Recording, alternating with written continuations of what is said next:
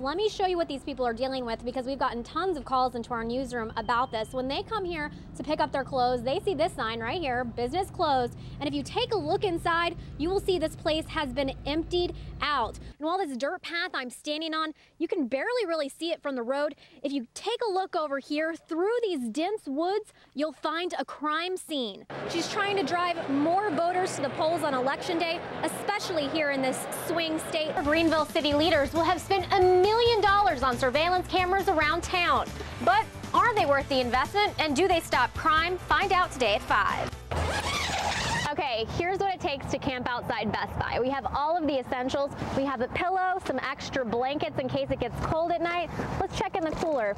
Some ham and cheese. As you can see right here, they have put a new cover over it, so no one can actually fall through this hole right here. These iPads also come equipped with video cameras. That's where we headed next.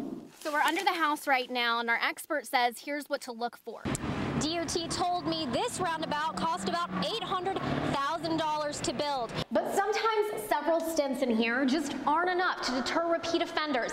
And once they're released, they're often faced with no real family structure or support. If you've ever driven on Arlington Boulevard in Greenville, you know these train tracks can be a huge headache. We'll see how I do. Got to keep my balance on these turns. And of course, behind me, you will see the 3 water slides. That line has been that long all day. Teachers are fed up. They want to know that there is room for growth in our profession and want to know that we will be compensated fairly. Strong words from teachers in Pitt County. They rallied with parents Friday to protest statewide education cuts that total $117 million. When these teachers are going into the classroom and doing the very best that they can and using their own money for supplies and doing what they need to do in the classroom every day, the lack of respect being shown from the legislature towards teachers is really upsetting. The new budget doesn't include any raises for teachers who already rank at the bottom in the nation for pay. It's something they highlighted, along with cuts to teacher assistants, tenure, bonuses, and supplies. Supplies parents are now being asked to provide. Copy paper? Come on. That's a typical need. That's like the next thing they're going to be asking for is toilet paper.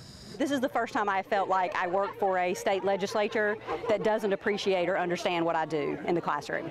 9 on Your Side took those concerns straight to Governor Pat McCrory. Listen, we need to do more to help teachers, and we also need to let the unions unleash us and let us reward the best of the best teachers, which the teachers union doesn't want at this point in time. So. Governor McCrory and his fellow Republicans say this budget includes more funding than ever for grades K through 12, but some teachers just aren't buying it. It's scary for our future generation because, like in most cases, the real impact is going to be down the road. And I think that's what our legislature's counting on, is that we won't see the down the road, the effect, and then they won't be there to be held accountable once that actually happens. As you can see right here, they have put a new cover over it, so no one can actually fall through this hole right here. This was the mattress that firefighters actually temporarily covered it with. And earlier today, I got a chance to talk with them. These lights out here, these are our lights. These are not street lights, so it's pretty dark. It would actually be pretty easy to fall down in a hole like this. Call it a freak accident. As people from the neighborhood start to hover, firefighters pull a woman out of a storm drain that had no cover. Her name is Rebecca Freeman. Where are you hurting?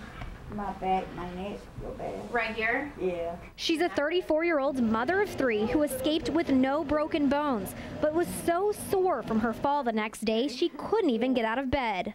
Did you know at that time what had happened? No, not till I fell.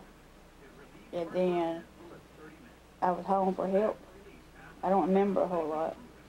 To find out exactly what happened, I retraced her steps with her boyfriend, Leonard Tyson. He says they were just walking to the store before 10 o'clock to buy antifreeze for their car. So you're walking right here. Right here. And so if I'm Rebecca, what happened? You know, she was looking at me talking. Like this? Just like this, and all of a sudden she just walked just like that, boom. And just dropped down. Just dropped. Tyson says his girlfriend spent 10 agonizing minutes laying in the cold, wet sewer as they waited for first responders to arrive. Of course I was scared. I was feared that she had broke a neck or something, you know. This is across the street from where Freeman fell, but just to show you, the Public Works Department has removed this grate cover. This is about a 6-foot drop down to the ground. Greenville Public Works Street Superintendent Ronnie Donley says the grates weigh more than 200 pounds and cost taxpayers $225 to replace. It was about 8 months ago that we had a rash of them that was taken, off the tops, and most of them were on undeveloped streets that we have throughout the town, and most of them was in non-developed areas that were missing. Donley says they still haven't found the sewer grate, but Tyson says if someone did steal it, they should consider the next man's keys safety, and I call one of the kids could fall in and kill himself, Donley over at Public Works says here's one of the things they're doing to keep it from happening again. They're putting these little metal spots right here. It's these little wedges. It's going to keep this grate really, you can't even move it. It's really tough. They also say that when these things go missing regularly, they do try to do drive-bys, check on them, make sure they're still there. They have to do this all over the city, though. There's so much ground to cover. So the best way that they can prevent this from happening is if you call Public Works or the police department and report that one is missing, they'll come out as soon as possible to replace that, or at least put some cones around it until they can come out and do the job. Jeff, Amanda. All right, Katie, thank you so much for that. Good information there. We appreciate it. Let me show you what these people are dealing with, because we've gotten tons of calls into our newsroom about this. When they come here to pick up their clothes, they see this sign right here, business closed. And if you take a look inside, you will see this place has been emptied out. The customers told us that the owners gave them no notice this place was going to close, and now they're all asking where they can find their clothes. 2 people, 2 dry cleaning locations, same problem. I'm just surprised in today's world that someone can just close their business, not say anything to the people who are using it. I just feel cheated that I didn't get any phone call, any kind of awareness that this was happening or anything. Both men are customers at 2 different U-Save cleaners in Greenville. Both dropped off clothes before Christmas, but when they came back to pick them up, both locations were unexpectedly closed for business. I start calling phone numbers and trying to find out who was running his cleaners and got no information whatsoever, so I called Channel 9 on my side. So 9 on your side accepted the challenge. The only sign on the door right now lists this phone number to help you get your clothes back, so we're going to call that number right now. The number connected me to a woman who works at Rawls & Associates, the company that owns the property on East 10th Street. She would not tell me why the business closed, but she would say how people can get their clothes back. They just call you, find out a time, and you are willing to come by here and let everybody get their clothes out. Yes, and information is posted on the door each Monday afternoon. But here at the South Memorial Drive location, there is no phone number listed on the doors. So customers have actually resorted to posting their own phone numbers here with "I need my clothes," just asking for someone to give them a call. I found out Spate Properties owns this location on South Memorial Drive. They also refused to tell me why the business closed, but said they are storing all clothes off-site and customers can just call their office to get them back. Good news for customers who are anxious to reunite with their clothes. The most important thing is a suit that I've dropped off here, a pair of suit pants, and suits aren't cheap.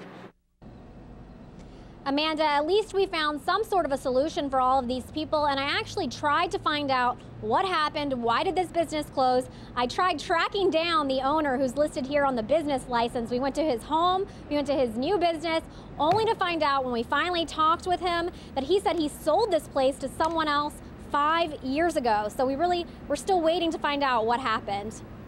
Katie, where can the people find the numbers to call to get their clothes back if they're not on the doors? Yeah, Amanda. Well, actually, that woman over at the East 10th Street location said that they're going to be posting on the door every Monday, 2 days per week. This week it's Thursday and Wednesday that people can come by for an hour to come get their clothes out. Otherwise, you can call the number listed on the door, or you can call the number to Spate Properties. Both of those numbers are on our website. That's WNCT.com. Just go there and click on the article. Amanda? Talk about a punch in the stomach to look through those windows and see it completely emptied out. Oh, definitely. People are like, where's my suit that I just dropped off? They've been kind of freaking out about it. I would be right there with them. All right, Katie Banks reporting. Thanks so much.